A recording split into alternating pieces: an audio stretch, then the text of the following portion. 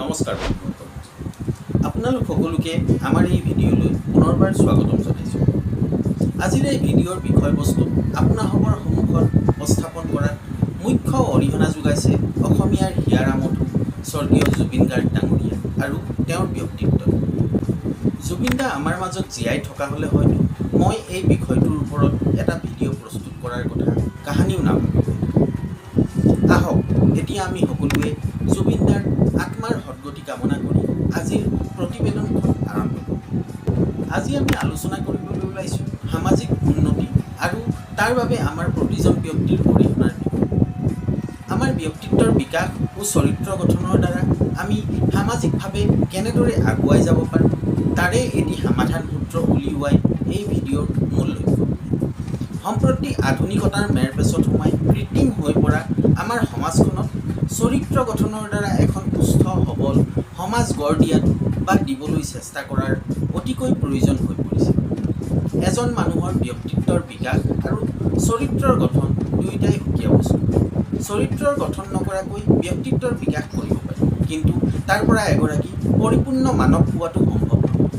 যিকোনো পৰিস্থিতিতে সমাজ সংস্কৃতিৰ প্ৰগতিৰ হকে চিন্তা কৰা, ধৰ্মীয় গোড়ামী নথকা, মনত হিংসা প্ৰবৃত্তি পুহি নৰখা, কাকো প্ৰলোভন নিদিয়ে, আনৰ দ্বাৰা প্ৰলোভিত নোহোৱা, মিছা নোকোৱা, আনৰ ক্ষতি সাধন নকৰা, স্পষ্টবাদিতা ইত্যাদি সৎ গুণবোৰেই চৰিত্ৰৱান ব্যক্তিৰ প্ৰধান লক্ষ্য।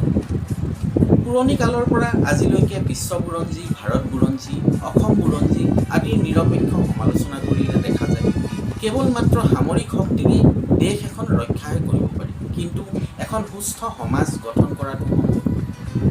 ৰাজনৈতিকভাৱে দেশ এখনৰ স্পষ্ট সীমা থাকে, কিন্তু ভাষা সংস্কৃতিৰ কোনো স্পষ্ট সীমাৰেখা নাথাকে। ভাৰতীয় সংস্কৃতিৰে সংস্কৃতিবান পিতৃ মাতৃ, অভিভাৱক অথবা শিক্ষাগুৰুসকলে প্ৰায়েই এটা কথা কোৱা শুনা যায়, ল'ৰা ছোৱালীকেইটাক মানুহ হিচাপে গঢ় দিব বিচাৰে। এই মানুহ গঢ় দিয়া কথাষাৰ প্ৰধানকৈ চৰিত্ৰৱান ব্যক্তিত্ব বিকাশৰ কথাহে উচ্চাৰে। মানৱিক চৰিত্ৰ গঠনৰ অৰ্থ হ'ল লোভ, মোহ, ভয়, প্ৰলোভন, ঈৰ্ষা, হিংসা আদি ৰিপুবোৰৰ আগত কেতিয়াও কোনো পৰিস্থিতিতেই হাৰ নহয়। সমাজত আমি দেখা প্ৰায়বোৰ তথাকথিত সন্মানীয় অথবা শক্তিশালী ব্যক্তিৰ চৰিত্ৰতেই এইবোৰ লক্ষণ পৰিলক্ষিত হোৱাটো দেখা নাযায়, কিয়নো এনেবোৰ ব্যক্তিৰ ব্যক্তিত্বৰ বিকাশ হ'ব পাৰে। বাহ্যিক দৃষ্টিত তেওঁলোক বহুত ধন আশ্চৰ্য বা সফলতাৰ গৰাকীও হ'ব পাৰে, কিন্তু মানৱ সমাজৰ বাবে আটাইতকৈ প্ৰয়োজনীয় চৰিত্ৰ গঠন তেওঁলোকৰ নোহোৱাৰ বাবেই তেওঁলোক প্ৰকৃত মানৱীয় গুণৰ অধিকাৰী হ'ব নোৱাৰে। ৰামায়ণৰ ৰাৱণ, মহাভাৰতৰ দুৰ্যোধন নাইবা Hitler, Stalin, Laden, Saddam Hussain ইত্যাদিবোৰ পৌৰাণিক আৰু আধুনিক সমাজৰ অপৰিপক্ক চৰিত্ৰবোৰৰ ফালে ভালকৈ মন কৰিলে দেখা যায় যে তেওঁলোকে চৰিত্ৰ গঠন নকৰাকৈ ব্যক্তিত্বৰ বিকাশ ঘটাবলৈ চেষ্টা কৰিছে। এই চেষ্টাৰ পৰিণতি যে অতি ভয়ংকৰ তাত তেওঁলোকৰ পৰিণতিৰ পৰাই উপলব্ধি কৰিব পাৰি। বৰ্তমান আমাৰ সমাজৰ প্ৰায় সকলো স্তৰতে ইয়াৰ অন্যতম আৰু সদুৎকৃষ্ট উদাহৰণ পোৱা যায়। উদাহৰণস্বৰূপে ৰাজনৈতিক নেতা, বালি নেতা, বিষয়া কৰ্মচাৰী, পুলিচ, ব্যৱসায়ী, সাংবাদিক ইত্যাদি, আনকি দুখজনকভাৱে চিকিৎসক, শিক্ষক বা ধৰ্মগুৰুসকলৰ মাজতো অপৰিপক্কতা দেখা যায়। চৰিত্ৰ গঠন নোহোৱা ব্যক্তিৰ জীৱনত সদায় দুষ্ট ৰিপুবোৰে সক্ৰিয় ভূমিকা পালন কৰে, যাৰ ফলত উত্তম ৰিপুবোৰ দমিত হৈ থাকে।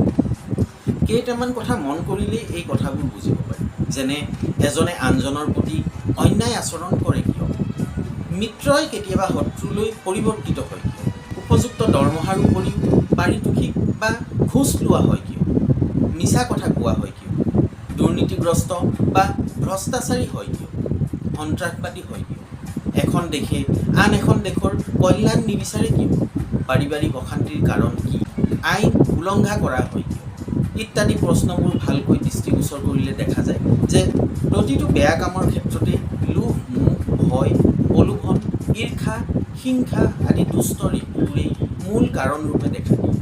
সেয়ে নিশ্চিতভাৱে ক'ব পাৰি এই দুষ্ট ৰিপুবোৰেই সমাজৰ প্ৰায়বোৰ ধ্বংস আৰু বিনাশৰ মূল। দুষ্ট ৰিপুবিলাকক যেতিয়ালৈকে মানুহে হৃদয়েৰে দমন কৰিব নোৱাৰিব তেতিয়ালৈকে সেইবোৰ সদায় মানৱ সমাজক দমন কৰি থাকিব। আমাৰ ল'ৰা ছোৱালীকেইটাক মানুহ হিচাপে গঢ় দিয়াৰ অৰ্থ হৈছে ব্যক্তিত্বৰ বিকাশ আৰু চৰিত্ৰৰ গঠন কৰা। চৰিত্ৰবান বুলি ক'লে এজন মানুহে ঘৰত নিত্য কাম কাজখিনি কৰিয়েই সাধাৰণভাৱে জীৱন যাপন কৰিব পাৰে। সমাজত এনেকুৱা সাধাৰণ জীৱন যাপন কৰি জীৱন পৰ্বতাই থকা অসংখ্য লোক আছে। কিন্তু এনেকুৱা চৰিত্ৰবান মানুহৰ আচলতে সমাজত বাস্তৱ ৰূপত কোনো মূল্য নাই, কিয়নো তেনে চৰিত্ৰবান মানুহৰ পৰা সমাজৰ একো উপকাৰ সাধন হোৱা নাই। মূল্য তেতিয়াহে থাকিলেহেঁতেন যেতিয়া তেওঁলোকে নিজৰ চৰিত্ৰ গঠনৰ লগতে সেই বিশেষ গুণক সমাজত ক্ৰিয়াশীল কৰি তোলাৰ চেষ্টা কৰিলেহেঁতেন। ব্যক্তিত্বৰ বিকাশ আৰু চৰিত্ৰ গঠন এই দুয়োটা গুণৰ সমন্বয়তেই সৃষ্টি হয় পূৰ্ণাংগ ব্যক্তিত্ব।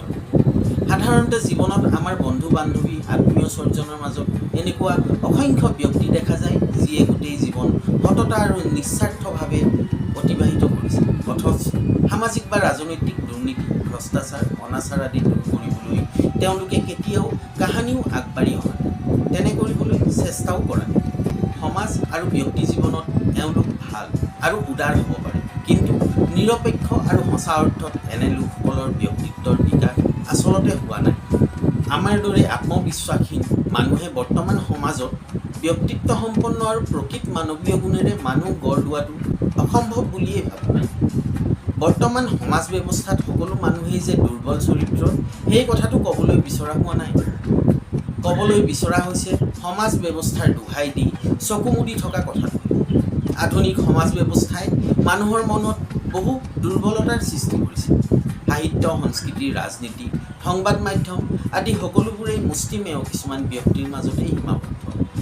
সকলোতে এক অন্ধ আনুগত্যৰ প্ৰৱণতা গঢ়ি উঠিছে, য'ত স্বাধীন চিন্তাৰ অৱকাশ নিচেই কম যেন অনুভৱ।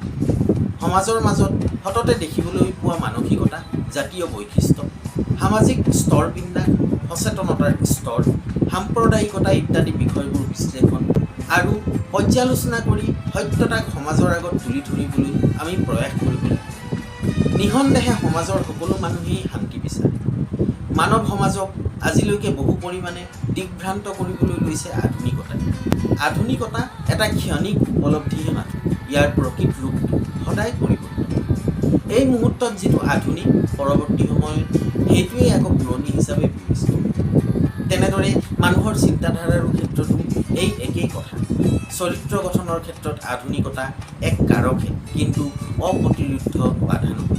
চৰিত্ৰ গঠনেৰে মানৱীয় প্ৰমূল্যবোধক জীয়াই ৰাখি মানৱ সমাজ ভৱিষ্যতলৈ আগবাঢ়িব লাগিব, কিয়নো মানৱ সমাজ আধুনিকতাৰ মাজেৰেই সদায় আগবাঢ়ে। সৰ্বশেষত আজিৰ এই ভিডিঅ'ৰ দ্বাৰা আমি সকলো জুবিনদাৰ সেই সপোনৰ অসমখন পাবৰ বাবে প্ৰতিজ্ঞাবদ্ধ হওঁ আৰু এখন নিকা আৰু সুস্থ সমাজ গঠন কৰাৰ বাবে নিজকে নিয়োজিত কৰোৱা হওঁ।